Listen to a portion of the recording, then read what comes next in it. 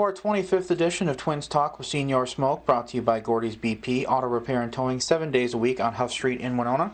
This week we'll be chatting about who has been Minnesota's most valuable player this season, the Giancarlo Stanton beating, and whether the Mariners can hold on to reach October. But before we get to all that, don't forget to keep an ear out for the Berenguer Word of the Week for your shot at the final set of 4 tickets behind home plate for the Twins and Royals at Target Field on September 20th, which we'll be giving away at 3 p.m. on Monday to one lucky winner who submits that Berenguer Word of the Week to senorsmoke at hbci.com, courtesy of Fox Sports North. And with that, we bring in the man known as Senor Smoke. Juan, how are you this morning? Good. Everything is a nice weekend. Watching a lot of baseball. Only happened biking. He lost one of the big horses. And that's the only one he has going on in town. Mm-hmm. Most definitely. Though the Twins are in last place, they've had a decent season in my estimation. Brian Dozier has proven himself an all-star caliber player. Phil Hughes has solidified himself as the #1 starter. Glenn Perkins and Kurt Suzuki both played in the Midsummer Classic, while Danny Santana and Kenneth Vargas have emerged as solid Major League players. With all that said, if you had to pick an MVP for this year's team, who would it be and why? I pick one of the guys, and I think Suzuki he could be one of the big thing for this year in the Minnesota Twins. So he catch almost every game, and he's been there, and he's been successful. He hit a 300, and he caught everybody, and then he tried to keep the games in line, and especially when they need something, he always coming through. And I think that he's one of the best, and right now because he deserves to bring back him because he don't have nobody else in there. Mm-hmm. Yeah, I definitely agree. Suzuki's been outstanding this season. Last week saw a horrific beating in Milwaukee when Mike Fiers hit Miami's Giancarlo Stanton flush in the face, resulting in facial fractures. It looks as though the Marlins slugger will recover, but were you ever a part of a game where a player was hit in the face with a pitch, and how difficult is it for players to continue playing after something like that, particularly for the pitcher who threw the ball?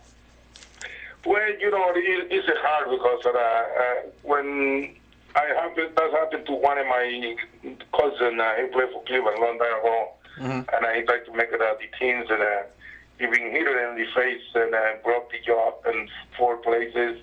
Wow. And after that, he's kind of down because he's kind of scared every time you see the boys coming in, and everybody after that, he pinch it inside, and he's kind of afraid to be hit again.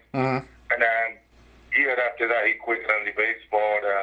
Also, he's go be scared. He's a strong kid, and going back, and the way that boy hit it, he kind of not prepared because that boy is coming right to your face. Especially the boy coming at you in your head, and then you have a little chance to move it out. But the way that he hit that way, everything when his first move is to go to the ball. So he kind of broke in there, and I hope so he could be ready also next year because it's nice to see him for this guy because he's fighting for going to the wild card too. Then that's a big key for they lose Miami, they lose this guy. Last winter, Robinson Cano signed a mega deal with the Seattle Mariners, becoming the first premium free agent to leave the Yankees in recent memory. At the time, many scoffed, saying that Cano was just looking for a payday rather than showing a desire to continue winning. But as we tape, the M's sit just a game back for the final American League wildcard spot, while the Bombers are 11.5 out in the American League East. Has this been a magical run for Seattle, or did Cano just know something we didn't and they're for real? Well, it can be wrong for Seattle because it's nice to see Seattle get into the wild card because everybody see the Yankees, and the Yankees they fight to the last minute. And I think that it's a big card, and Cano has been doing a good job, and they have a Phillips, and they were going in the mound every time, and he pitched at least 6 to 7 innings.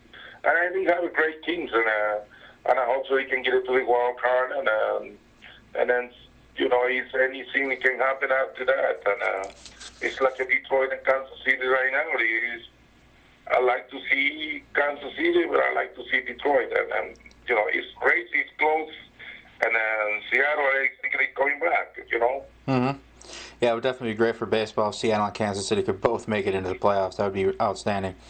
And that is the Berenguer Word of the Week, Cano. Email Cano to senorsmoke at hbci.com for your shot at the final set of 4 tickets behind the dish that we'll be giving away this season's final set, thanks to Fox Sports North at 3 p.m. today. We'll be drawing to give away 4 outstanding seats located behind home plate for the Twins and second-place Royals, who will square off on September 20th at Target Field.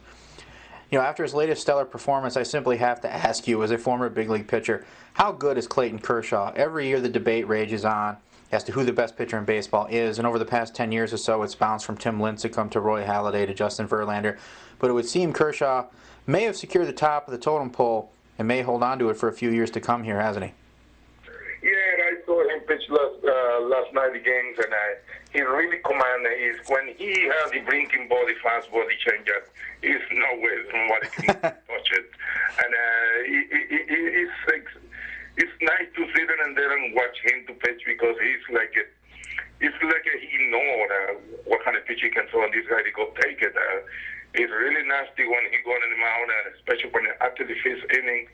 He get it warm up and he keep going, and it's tough. You give it 1 run to him, and the game is over right now. Like the way that he pitching it, at 19-3, and the ERA is fantastic. I think he will be winning the pitcher of the year again.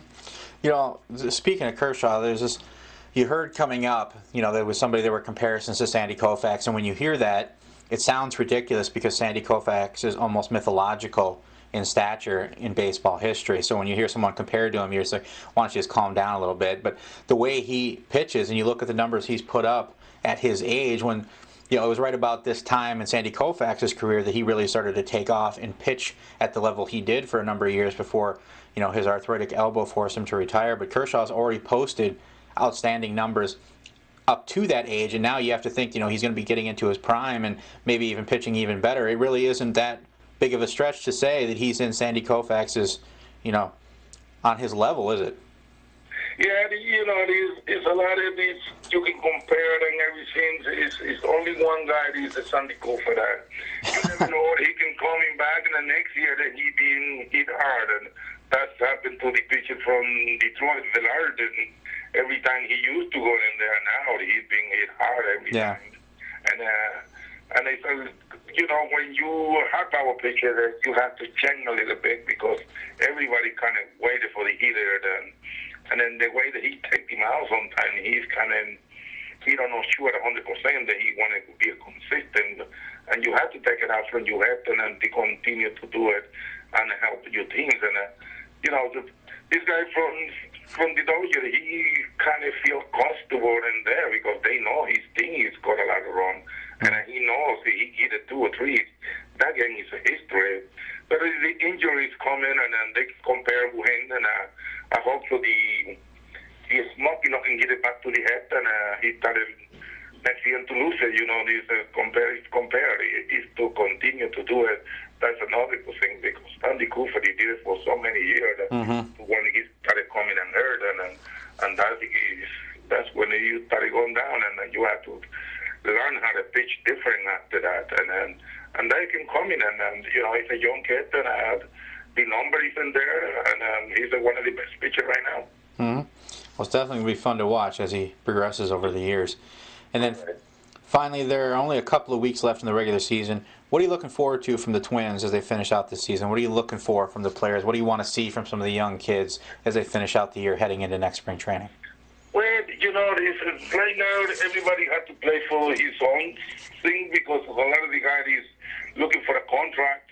Right now, I think that he's got to play it individual and get it to numbers to get in there, and that's the only you can do it. And try to get in the contract and see how everything is coming back next year, and try to make some couple moves, try to get a couple pitchers, and then see who is available because is.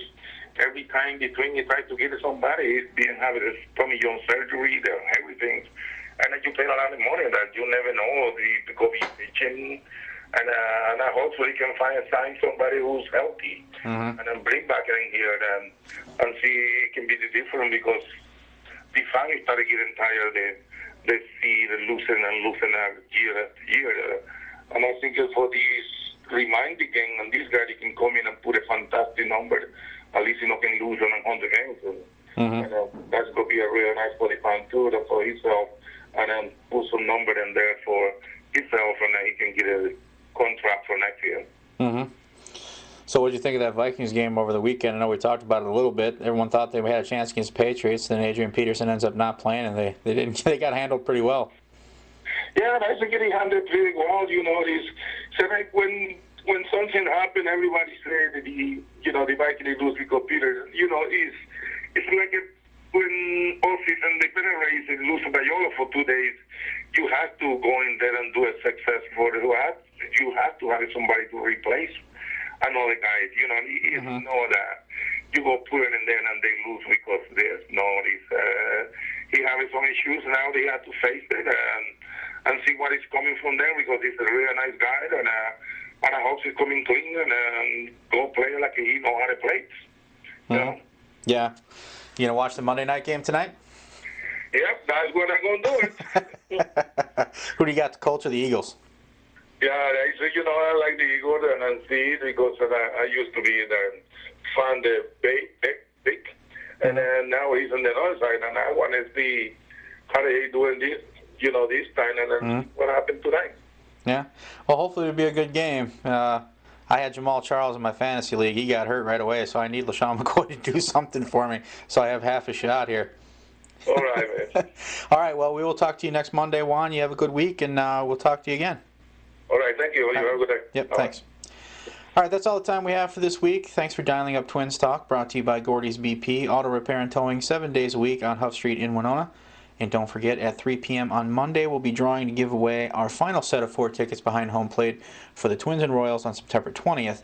So be sure to email the Berenguer Word of the Week, Cano, to senorsmoke at hbci.com for your shot at a trip to Target Field, courtesy of HBC Sports and the fine folks at Fox Sports North. This has been episode 25 of Twins Talk with Senor Smoke. For Juan Berenguer, I'm Landon Evanson. We'll catch up to you Monday right here at hbci.com/sports. Have a good week.